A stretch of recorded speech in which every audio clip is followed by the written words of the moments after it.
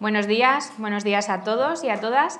Bienvenidos a esta segunda edición, a esta segunda sesión de la quinta edición de Siberiana al Agua, el Festival de Literatura y Naturaleza de Tamurejo, en este bonito pueblo de la Reserva de la Biosfera de la Siberia. A continuación vamos a hablar de escritores, qué raro, ¿verdad?, en un festival de literatura y naturaleza, y escritores extremeños. Va a ser una conversación con la Asociación de Escritores Extremeños, y esa conversación se va a desarrollar por Álvaro Valverde y por Fernando Pérez Fernández. Álvaro es poeta y novelista, conocido por su obra Las aguas detenidas y la novela Alguien que no existe. Ha sido galardonado con el premio Loewe y el premio Meléndez Valdés. Y Fernando Pérez Fernández es poeta y profesor, autor de libros de poemas, Cargas familiares y Término medio. Ha colaborado en diversas antologías y publicaciones literarias. Ellos desarrollarán una conversación y antes de eso, para que conozcáis la Asociación de Escritores Extremeños, vamos a tener a Isabel María Pérez, que es la presidenta de la Asociación de Escritores Extremeños, y ella nos va a contar y a presentar la asociación. Isabel María Pérez, por favor, adelante. Muy bien. ¿Aquí o...? Sí, aquí o sentada, si prefieres. No. Es que como...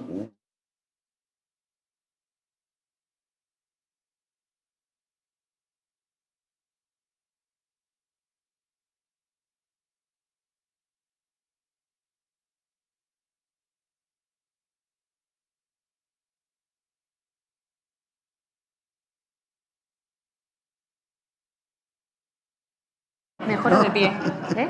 Estoy bien así. ¿De pie mejor? Sí, vale, gracias. Pues ahí. Venga. Bueno, buenos días a todos y a todas.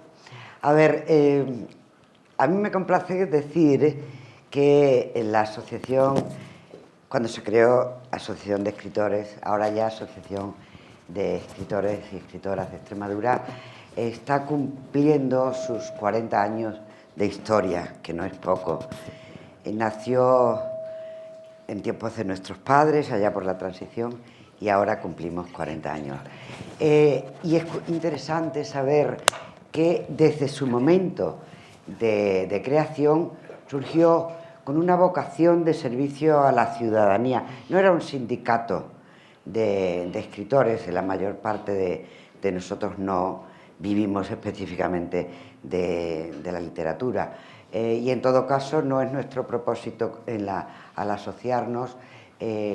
Sí, es importante defender nuestros derechos, por supuesto, y darnos a conocer, pero sobre todo darnos a conocer como hecho literario que debe difundirse, como digo, entre la ciudadanía para fomentar la lectura, pero también para el siguiente paso, fomentar ese deseo oculto que tienen muchos lectores y lectoras de escribir, y quizás con nuestra presencia ellos y ellas sienten el impulso de dar el siguiente paso.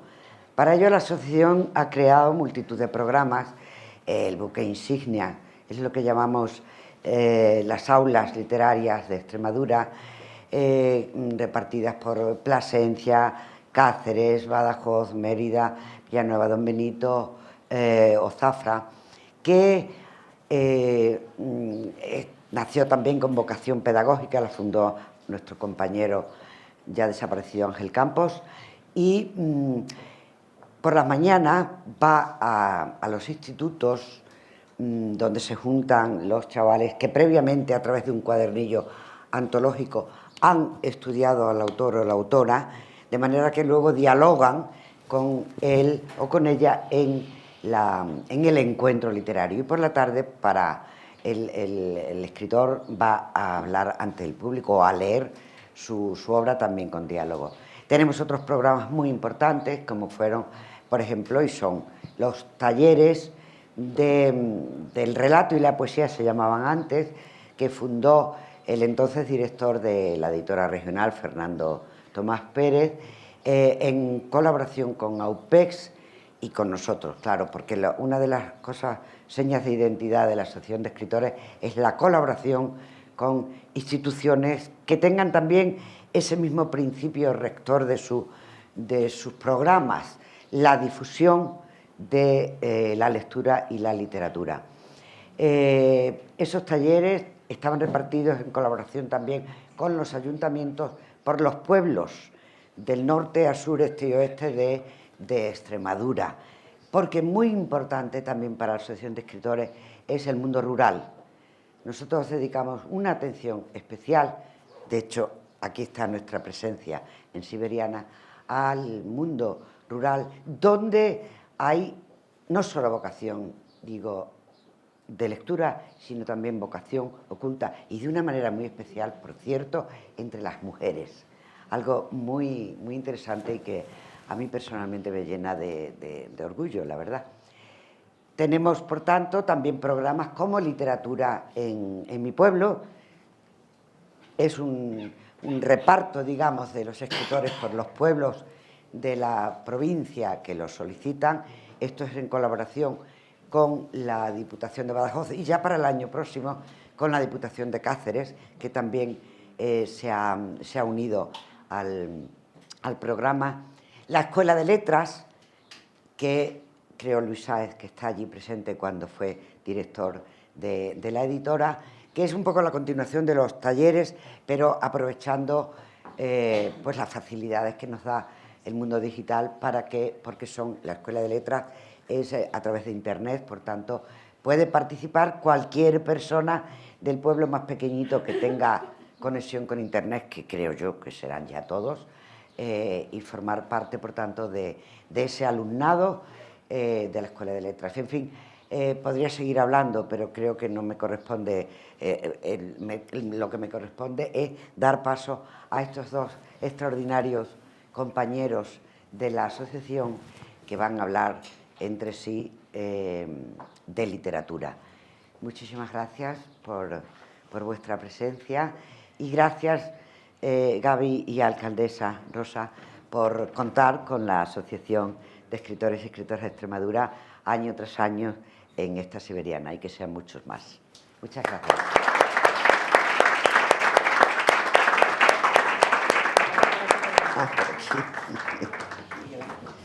Vuelva a producción a cortar esto, por favor.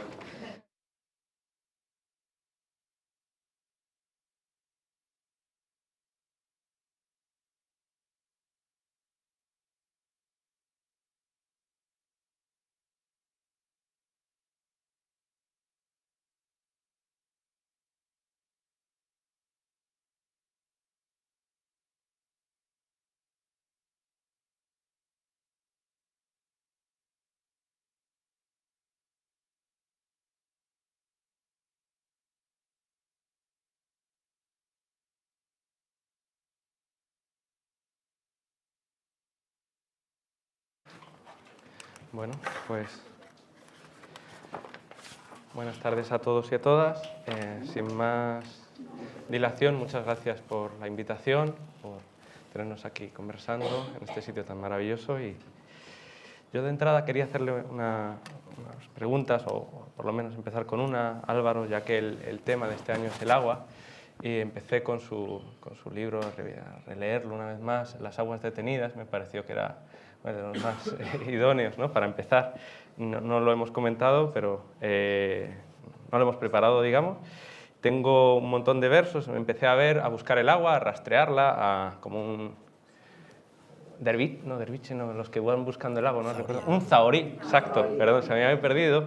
Como un zahorí, la poesía, encontré que hablaba de las aguas blancas del invierno, hablaba también detenida en el mimbre de las aguas, una edad sobrevive, hablaba de salpicaduras, hablaba de se obstina la mirada en aguazales, tejados por la lluvia sobre el páramo. Empecé a ver que el agua se asociaba mucho a la calma, y no quiero interpretar yo, ya que tenemos al poeta, quería preguntarte esa presencia del agua en tu poesía, en este libro y en los demás, que podrías contar. Bueno, yo voy a empezar agradeciendo, por supuesto, a Gaby y a la alcaldesa la invitación. Esto está efectivamente en su sitio, aunque yo venga del fin del mundo. Esta mañana, cuando venía para acá, ya venía pensando, a propósito del agua, pues he atravesado el Tajo, pero es que también he atravesado el Guadiana. y otros ríos mucho más pequeños, algunos casi riachuelos, que resaltan o recalcan la importancia que tiene el agua no solamente en nuestra tierra, sino en nuestra vida, ¿no?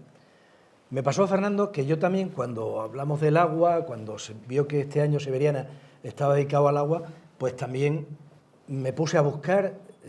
Tengo un archivo, porque ando preparando la poesía reunida, y entonces fue muy fácil poner en el buscador agua. Y claro, rápidamente me dijo el programa demasiadas referencias, ¿no? Vaya usted página por página, ¿no? Que es lo que te dice cuando se bloquea el sistema. Y caí en la cuenta de que efectivamente hay un libro mío que se titula Las aguas detenidas, palabras más que versos, de Joan Vinyoli, del poeta catalán, Les aigües aturades. Bien, entonces también me ha pasado como a ti, que apenas investigas un poco, aparece el agua por todas partes. Debo añadir que yo vivo en un sitio, que es Plasencia, donde prácticamente he vivido siempre, que está a orillas de un río. Porque para mí el agua es el río. He vivido al lado mi mujer nació al lado del mar, qué suerte, pues para ella el mar es su referente, ¿no? Pero para mí el referente es el río. Las aguas de un río modesto, el río de mi aldea, ya Pessoa, el Jerte, pero que ha marcado decisivamente, creo yo, también todo lo que tiene que ver con mi poesía.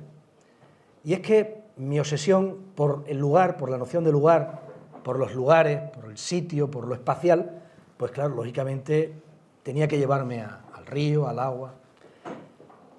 Y bueno, sobre el agua se ha dicho ya de todo, ¿no? Apuntaba aquí, ¿no? Lo mejor es el agua, dijo Píndaro.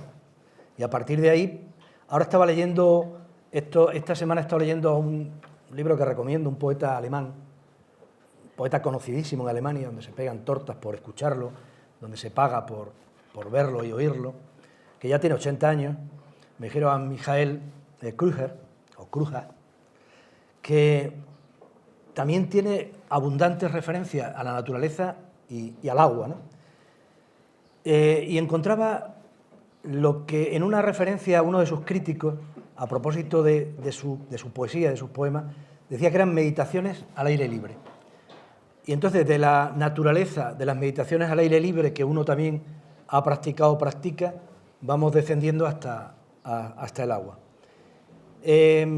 Toda esa presencia de la naturaleza en mi poesía, que es mucha, y podemos seguir luego hablando de ese tema, pues el agua es central y el agua efectivamente simboliza muchas cosas. Entre otras cosas también la calma, el sosiego, y nos vamos a Heráclito y lo que nos vuelve, y lo que, en fin, son muchísimas referencias al agua que serían, bueno, pues para 45 minutos sí, para inundar, ¿no? Todo. Aparte de, bueno, que hemos venido a conversar no solo de lo mío, sino de un poco de todo, ¿no? En general. Está también la cuestión de contar, bueno, en este caso poetizar, escribir sobre la naturaleza más en amplio horizonte. Lo comentamos en unos correos que se asocia a veces lo bucólico, aunque ahora está volviendo a la poesía pastoral, no sé si por Estados Unidos, tal vez es la tradición trascendental o por qué, pero sí que se está volviendo mucho a la descripción de la naturaleza, se está traduciendo, y luego en España también se ha escrito muchos poemas que ya no son bucólicos, no sé tú qué piensas, son bucólicos. A ver, yo creo que tenemos un problema en España, lo hemos tenido sobre todo desde los años 80, cuando irrumpe la poesía de la experiencia, se convierte en tendencia hegemónica y ellos se proclaman urbanitas y empiezan a afear, incluso a creer, y es una cosa que se transmitió y muchos se lo creyeron además, en serio, que en la poesía que incluyera cualquier referencia a la naturaleza pues era agropecuaria, era antigua, era anacrónica, algo que no ha pasado en ningún país de Europa y en ninguna tradición poética importante, no solamente europea, sino mundial, porque la naturaleza está ahí. O sea, lo que no tendría ningún sentido para alguien que vive en Plasencia, que en cuanto da 2 pasos sale de la ciudad y llega al campo, es que no tuviera una poesía que al menos la mía la entiendo como completamente relacionada con mi vida y con la vida, pues no tenía ningún sentido que no fuera de la naturaleza, o donde no apareciera la naturaleza. Con luego matices. Es decir, yo no soy un poeta rural, porque no he vivido nunca en un pueblo. Y por tanto las referencias rurales de otras poesías de autores españoles, ni mayores ni mucho menos antiguos, pues yo no las tengo, pero para mí el campo es un lugar, pues sobre todo, de meditación, y todo lo que tiene que ver con los elementos de la naturaleza, el árbol, el pájaro, el agua, pues no dejan de ser símbolos, metáforas, llámalo como quieras, de lo que uno en realidad pues intenta expresar, que son sus pensamientos y sus sentimientos. Esto no hay ninguna duda de que para eso se inventó la poesía, ¿no? Entonces, en todas estas tradiciones que ahora vuelven, creo que nunca han perdido de vista la naturaleza y lo natural, porque era natural, era la naturalidad, digamos, de la poesía que uno busca sobre todas las cosas para que no parezca un constructo, una cosa retórica, barroca o elaborada, sino que sea lo más natural posible. Bueno, pues lógicamente también la naturaleza tenía que entrar ahí de hocicos. O sea, yo me reconozco extremeño, no nacionalista extremeño, todo lo cosmopolita del mundo que se puede y más, pero evidentemente vivo donde vivo y estoy rodeado de la naturaleza de la que estoy rodeado. Y que esta mañana, primero atravesando el Parque de Monfragüe, después recorriendo todas estas carreteras secundarias hasta llegar aquí, lo único que puedo hacer es celebrar que viva en esta tierra bendita, porque vamos, realmente es impresionante la riqueza paisajística de la que disfrutamos, ¿no? Y luego, por último, quiero recalcar que lo de la modernidad o no modernidad en la poesía lo dará el lenguaje que utilice el poeta, no evidentemente el tema sobre el que esté hablando. Y ya digo que es que fuera de nuestra frontera eso es una verdad tan normalizada y tan habitual y tan lógica, poesía inglesa, no falta irse a los románticos, ¿sí? O sea, cualquier poeta actual, Seamus Heaney. ¿Qué sería de Seamus Heaney, un poeta, creo yo, reconocido, Nobel aparte, como uno de los grandes poetas de la modernidad, o Zagayevsky? ¿Qué sería de ellos sin la presencia de la naturaleza? Bueno, pues aquí no, aquí lo de agropecuario cayó como una losa y bueno, he pasado por el Pavo de San Clemente, donde tiene su casa Andrés Trapello. O sea, quiero decir, que es que la poesía de Trapello, ¿acaso por hablar de la naturaleza del campo es una poesía antigua? Bueno, yo creo que no. Tal vez tenga que ver con, no sé si con la figuración, con el hecho de que se considera que la poesía, al hablar de campo, tiene que ir describiendo de forma, pues como un Gutiérrez Solana, ya que comentas a Trapiello, y ha habido una sensación de que describir el campo o escribir el campo era aburrido o alejado de los intereses del lector, que es verdad que vive muchas veces concentrado en grandes urbes. Hablabas antes de la meditación y es verdad que las encinas centenarias que hay aquí alrededor, tan hermosas, no la ve igual un poeta que no sé... Que un agricultor. Que un agricultor, desde luego. O sea, que tampoco pretende uno usurpar ese papel, porque uno en el campo, en el caso mío, ya digo, está siempre como un ser contemplativo, alguien que observa la naturaleza, que la disfruta. Es decir, o sea, no, hay un lugar, vamos a decirlo así, emblemático en mi poesía y en mi vida, que es un molino de agua que compró mi suegro en ruinas allá por los años 70 del siglo pasado, y donde uno, valga la redundancia, ha pasado horas y horas leyendo y muchas veces escribiendo. Una parte de lo que he escrito se escribió allí y lógicamente, bueno, pues a mí nunca se me ocurrió ir al molino con la intención de plantar tomates o patatas. O sea, quiero decir que no, que yo iba allí, me sentaba al fresco y leía y contemplaba lo que me rodeaba y me daba un buen paseo. Quiero decir que no, o sea, no pretendo tampoco llegar, ya he dicho que lo de lo rural tampoco es, claro, es otra historia. Y luego, por otra parte, no todo lo que uno ha escrito tiene que ver con la naturaleza, porque uno vive en una ciudad de 40.000 habitantes según las últimas estadísticas y, lógicamente, desde que es muy pequeño ha visto semáforos y avenidas, ¿no? Incluso taxis. No hace falta que tampoco nos vamos a poner aquí estupendos, y eso no significa, pues ya digo, ni que uno sea García Montero, ni que uno sea un poeta decimonónico como mi amado Gabriel y Galán, donde posiblemente esté el inicio de mi gusto por la poesía, recitando de niño un poema suyo que se titulaba Lo inagotable. O sea, quiere decir que estas cosas son así de sencillas, por otra parte, ¿no?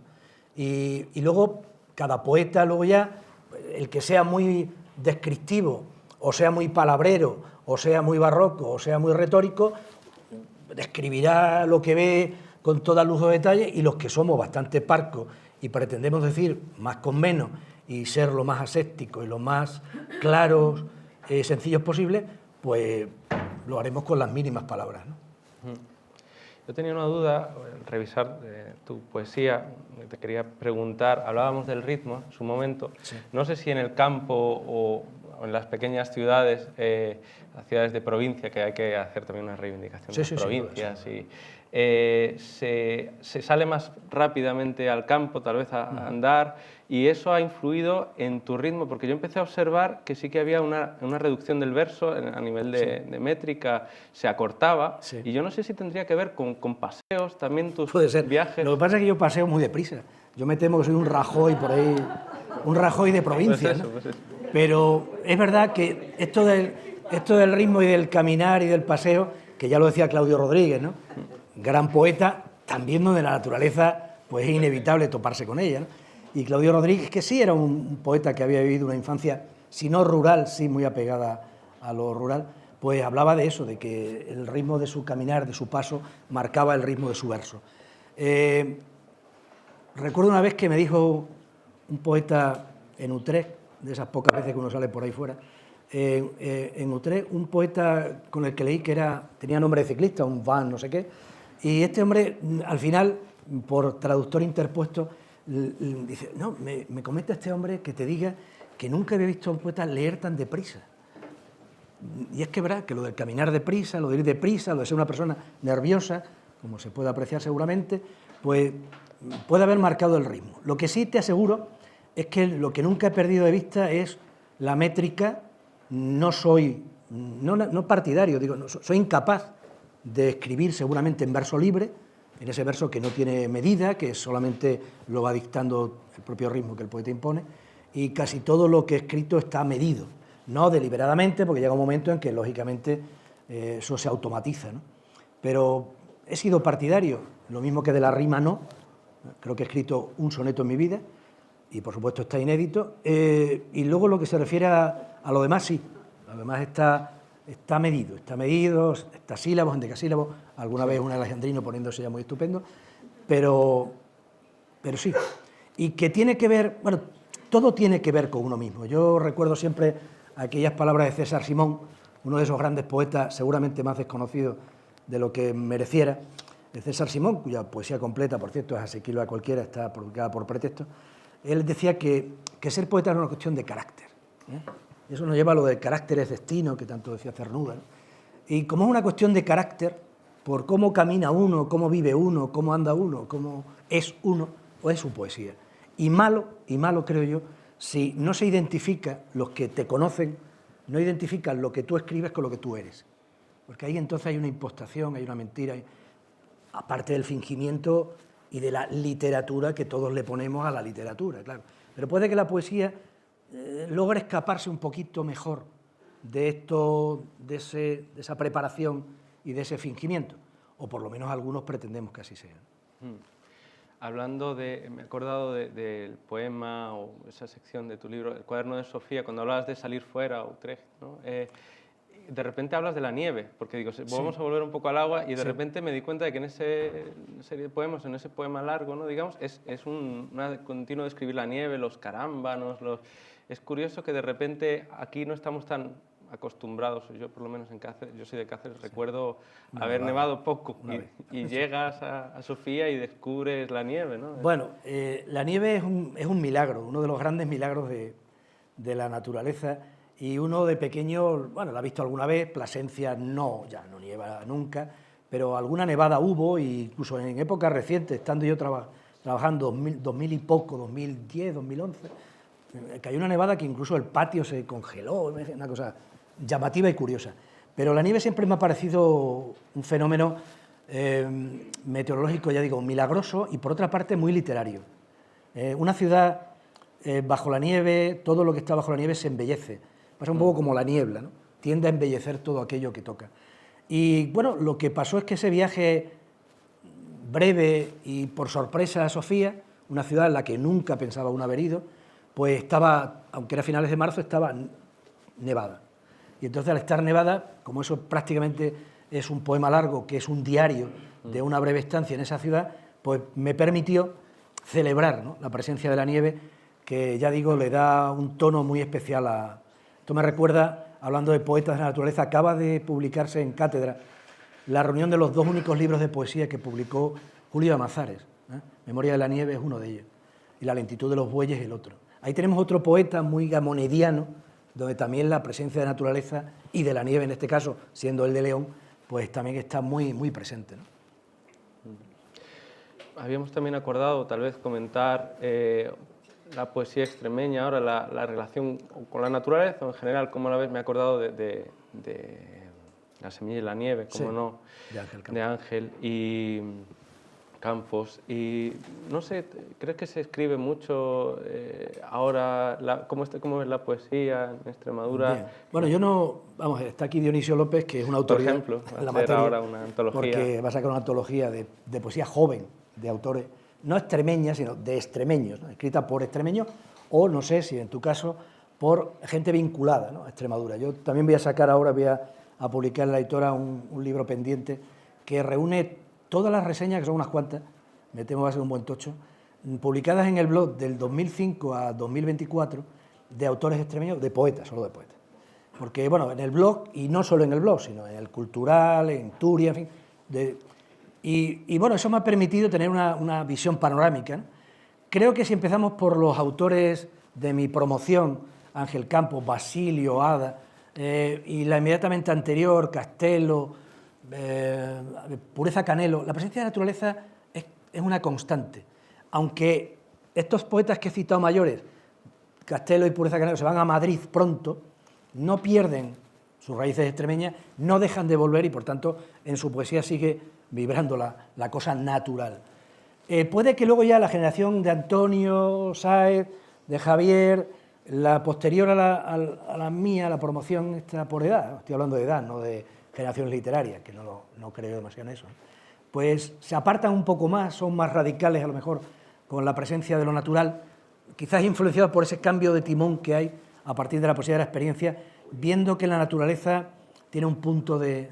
Sin embargo, hay alguien en esa generación, también poeta, que es Julián Rodríguez, que logra dar una vuelta de tuerca al tema del campo y de la naturaleza y se convierte en un tipo de lo más moderno que hay, sin embargo hablando de temas de lo más rural y de lo más campesinos que hay, ¿no? En ese sentido. Y luego de la gente más joven, no estoy yo demasiado bien informado de si esa presencia es una constante. Lo que sí sé es que en la promoción aquella de los 80, generación de los 80, dio nombre a una antología de otro extremeño, José Luis García Martín, de esa promoción anterior a la mía, poeta también y crítico, para unos bueno y para otros peor. Entonces, no sé, me he perdido al decirlo de peor, es que García Martín suele tener estas cosas, se le menciona y todo se trastoca, le tenemos miedo hasta de vida a distancia, ¿no? Y quiero decir que lo que sí teníamos nosotros claro en esa promoción es que la presencia del paisaje que hasta entonces, y de lo extremeño, que hasta entonces había sido evitado. ¿Cómo ibas a nombrar tú una ciudad, un pueblo, un lugar extremeño en un poema? Eso es una paletada, ¿no? Está bien. Habíamos leído ya a poetas extranjeros, habíamos leído a toda la generación del 50, y tenemos a Brine, otro gran poeta de la naturaleza. Y nos parecía, y sin embargo rompimos ese maleficio y fuimos capaces de hablar de ciudades pequeñas como Plasencia, de sitios como Yuste, como el Palancar, o en el caso de Ángel, pues de su pueblo y de lo que hiciera falta, ¿no? De la Codosera, cuando se quema el bosque y él es capaz de escribir un pequeño libro a propósito de ese incendio de ese lugar, ¿no? O sea, perdimos ese miedo porque no creo que te haga más poeta o más moderno mencionar Venecia en lugar de mencionar Tamurejo. Desde luego.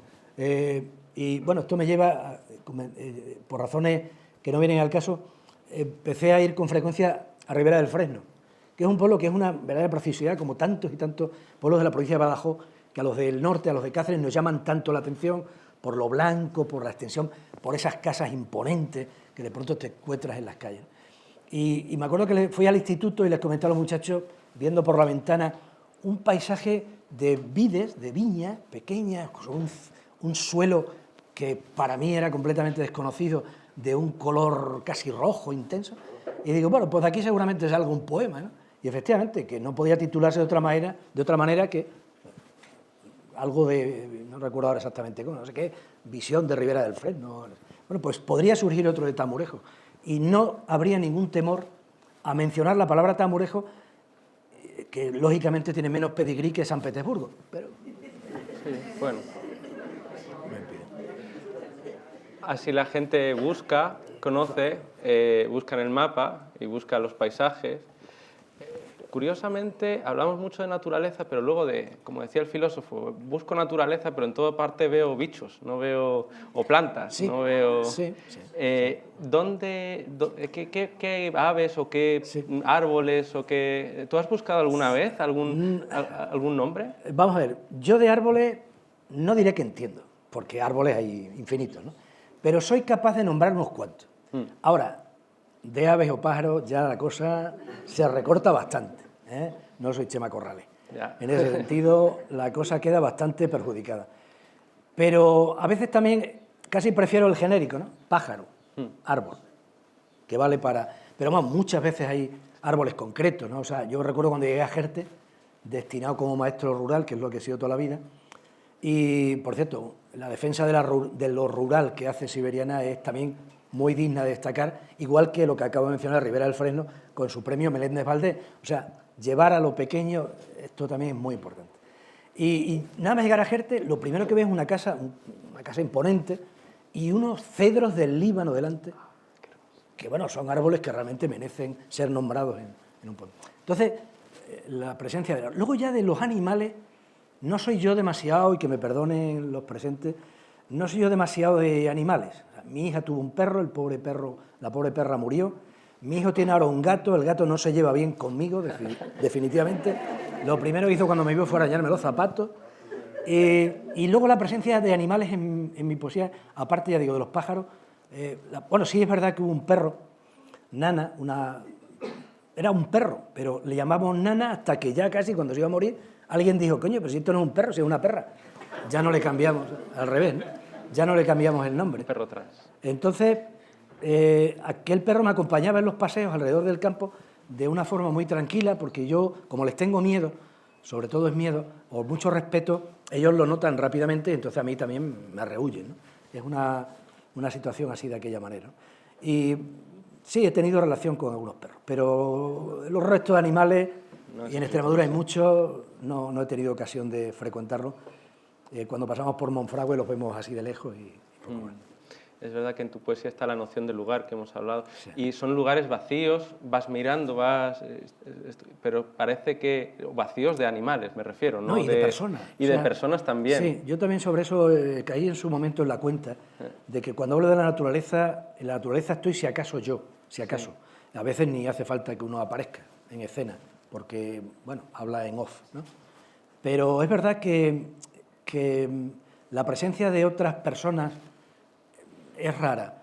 Sí hay una presencia del otro, en sentido de Levinas, ¿no? El rastro, ¿no? Pero rara vez.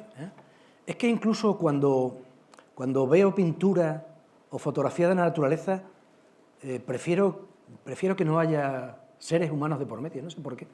Eso tendrá alguna explicación psicológica y seguramente negativa, pero no estamos aquí para hacer ahora psicoanálisis. Pero sí, es curioso. Hombre, un sentido, yo creo, intenso de la soledad, ¿no? Y el campo en Extremadura, que nosotros estamos muy desperdigados. Me decía unos amigos que bajaban a Conil desde Madrid, cuando hicieron la autovía ya por aquí, por Mérida, bajaban asustados. Y bajaban asustados porque había muchos kilómetros sin casa, solo campo. Y realmente les sobrecogía. O sea, pero ¿cómo es posible que uno recorra kilómetros y kilómetros más que viendo una casa por ahí perdida? Y los coches que van por la autovía. En Extremadura el campo es un campo bastante solitario. Y uno que también lo es, pues tiene ahí, digamos, la mezcla perfecta, ¿no? Y luego la presencia del silencio, ¿no? Tan fundamental en la poesía, en la naturaleza. Solo interrumpida, pues eso, por el ruido que hace el árbol cuando se mece o cuando un animal canta o aúlla o algo de esto, ¿no? Los sonidos, sí, que son también fundamentales, ¿no? Pero luego sí, luego ya en la casa, ya sea el molino al que me he referido antes o alguna casa de campo y tal, donde hay gente, pues sí, lógicamente, por ejemplo, En el molino hay mucha presencia familiar, porque siempre estaba rodeado de gente, de familia, y bueno, mis hijos eran pequeños, y entonces, bueno, pues aparecían como artistas invitados en los poemas, ¿no? Como era lógico y normal. Y bueno, no sé si para ir terminando, tal vez Sí, porque teníamos el tiempo tasado. unos poquitos, pues de todas las preguntas que te hice, no sé si no sé si querías leer algún poema, tal vez. No, que, bueno, ya que hablamos yo por de ejemplo, poesía, si quieres que leamos algo también muy rápidamente, sabes que en una antología sobre la naturaleza envié un texto una vez, una especie de poética, se llama Lo Natural, y entonces podía leer un fragmento, y yo creo que con eso, si luego no... Porque luego he anotado alguna cosa más, por ejemplo, de este hombre de Cruija, dice en un verso: puede existir el tiempo sin paisajes, soy algo sin aquí. Me llama mucho la atención el soy algo sin aquí. Lo común en nuestro ámbito es dar por supuesto que la poesía que atiende a las cosas del campo es por definición reaccionaria o cuando menos anacrónica, con la misma contundencia con que se afirma que la poesía moderna es urbana, algo por cierto que nadie pone en duda. De ahí que la inmensa mayoría de los poemas que se desarrollen en un ámbito urbano y su protagonista sea una persona o personaje que definiremos como ciudadano. Sus peripecias son las propias de un urbanita que pasea su soledad de flaneos por un laberinto de paisajes y calles, de muchedumbres y no lugares, espacios de circulación, la comunicación y el consumo, como las grandes superficies, los aeropuertos o las estaciones de metro. Tal vez por eso quienes escribimos aún poemas que suceden en cursiva en el campo, calificados con sorna de agropecuarios, preindustriales o bucólicos, levantemos de inmediato sospechas, como si parecerse a Virgilio, Horacio, Olivay o Lipo fuera un baldón. Juan de Mairena, nuestro pensador poético por excelencia, opina que el campo es, para el arte moderno, una invención de la ciudad. Y a él se debe la sentencia de que a quien el campo dicta su mejor lección es al poeta. Siempre he vivido en Plasencia, una vieja ciudad monumental de más de 40.000 habitantes, según las últimas estadísticas, y sin embargo nunca he dejado de vivir también en contacto con la naturaleza, algo inevitable en Extremadura. Dice Caballero Bonal: cada vez estoy más convencido de que el único espacio inviolable del escritor es la naturaleza con que convive, entendiendo por naturaleza el escenario urbano o rural que constituye el privado paisaje de sus experiencias. Considerar decimonónica o, como decía antes, retrógrada esa práctica literaria me parece una impostura. Primero, porque uno no puede por menos que escribir de una realidad que le resulta cotidiana, como han seguido haciendo por ahí fuera poetas tan modernos como Heaney, Bertolucci, Jacotet o Tomlinson. Después, porque la aparente serenidad, el apartamiento y la felicidad de esos lugares puede latir, de hecho late, el desasosiego y la angustia que caracterizan a nuestro tiempo y, por qué no, una concepción fatalista de la existencia. Me temo que el locus amoenus es, a estas alturas de la historia, no una visión edulcorada del paraíso, sino un infierno de apariencia apacible. Así, la mayor parte de mis poemas, propios de una persona con inclinación a la melancolía, están impregnados de una sosegada desesperanza, de una serena desolación que uno presume de estirpe leopardiana. Trasciende de esos versos una naturaleza hecha para la placidez y la contemplación, donde, sin embargo, sucede estoicamente, sí, pero con toda su crudeza, una existencia trágica. Todo lo contrario, en fin, de una boba e intempestiva alabanza de aldea. Si se me permite recordarlo, la supuesta modernidad de un poema no la dispensa el tema o el ambiente donde éste se desarrolle, o su vocabulario incluso, lleno de semáforos y avenidas, o de encinas y lagares, sino el lenguaje elegido para decirlo. En ese problema de lenguaje es donde radica, según creo, la clave. Tal vez por eso hay tanto rancio con pose de urbanícola, o tanto provinciano disfrazado de cosmopolita, tanto poema, quiero decir.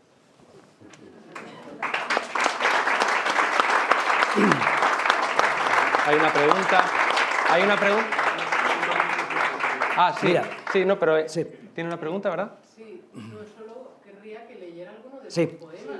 Bueno, yo voy a leer 2 poemas solamente porque tienen que ver, que se me había olvidado comentarlo, son poéticas. O sea, cuando tengo que explicar cosas inevitables, pero imposibles, lo que uno escribe, sobre todo si se trata de poesía, porque una novela, bueno, cuentas la trama, quién mató al mayordomo, dónde sucedió tal cosa, qué pasó en tal sitio, pero en esto de la poesía la cosa se complica. Entonces, yo siempre he recurrido al agua, curiosamente, para explicar la poesía. Y voy a leer 2 poemas. Uno se titula A modo de poética que explica, yo creo, por dónde van los tiros. Bueno, a algunos les sonará el estribillo. Es una suerte de homenaje.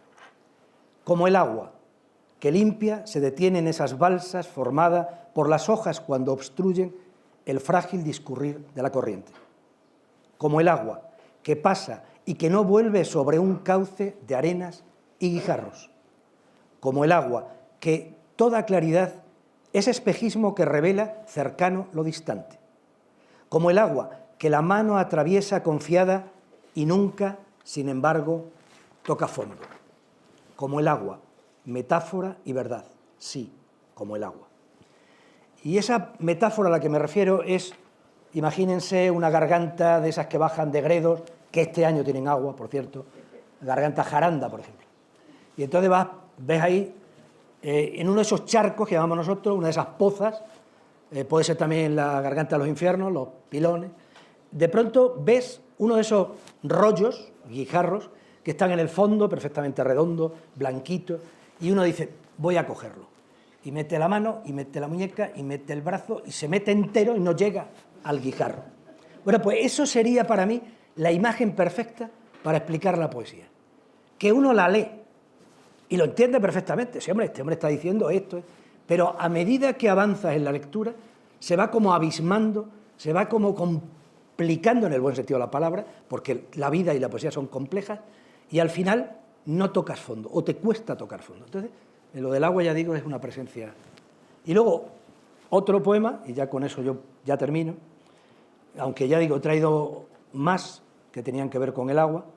Este se titula La poesía, y dice, la poesía, sus elucubraciones, los asedios que gravitan en vano, teóricos, abstrusos sobre ella. La poesía, que hoy solo se me antoja tan sencilla como el gesto de alguien que da un vaso de agua a quien padece sed.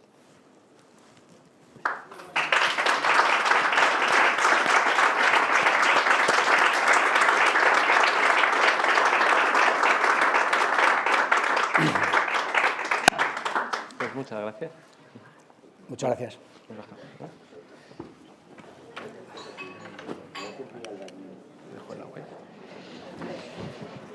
¿Qué tal? Esto... Gracias. Muy bien. ¿La botella la cojo? Sí, llévatelo.